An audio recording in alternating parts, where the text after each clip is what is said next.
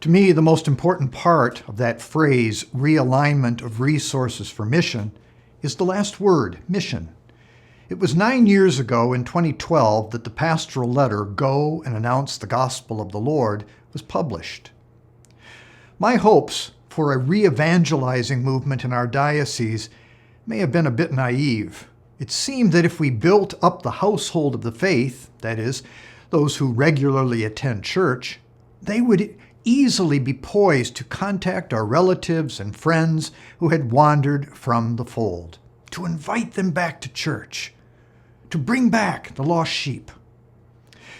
It was probably an even bigger dream to hope that we might change the culture around us to affect the court of the Gentiles. That is what we tried to do with our 3 assemblies. By all the measures available, these 3 gatherings were great successes, especially as we followed our Lord in the Eucharist down Michigan Avenue to the Breslin Center. However, even apart from the COVID pandemic, our church attendance has continued to decline throughout all these years. The numbers of those being baptized or confirmed or married has declined. Funerals have kept up. While those were great and blessed events for our beloved dead, they were not signs of a growing faith community. Yet Jesus' command to go and announce the gospel of the Lord remains. Mission, mission, mission, mission, mission, mission, mission. I think that was 7 times. This must be our goal as Catholics, as Christians. This is what Jesus wants of us. That is the only reason we are seeking to realign our resources to further the mission of Jesus Christ. The committee and subcommittees have been working a long time to assess the nature of our physical and human resources in this diocese. We are not in some state of crisis in terms of our ability to maintain what we are doing. It is not a crisis that is driving us, but that is not mission-oriented. We are instead seeking better ways to work together, to focus outward. If it is not a crisis, it is still critical that we do what Jesus asks us to do. That requires a significant change. If we keep on doing just what we have been doing, we will get the same results.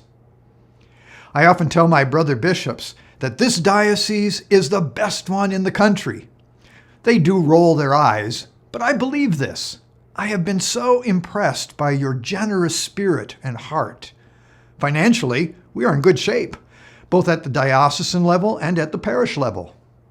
The many exceptional lay workers in our parishes, our schools, and our diocese are a treasure beyond price. Our Catholic charities are doing great work. Our educational system is so encouraging, though I really would love to see more scholarship monies to help our kids. Our seminarians are most impressive, and my brother priests and deacons are a joy to work with and for. And you, the laity of this diocese, are a blessing beyond compare. Thank you for your prayers and your volunteering and your support.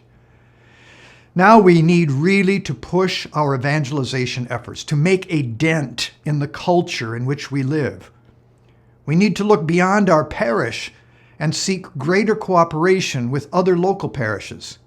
This will not be easy, because change is never easy.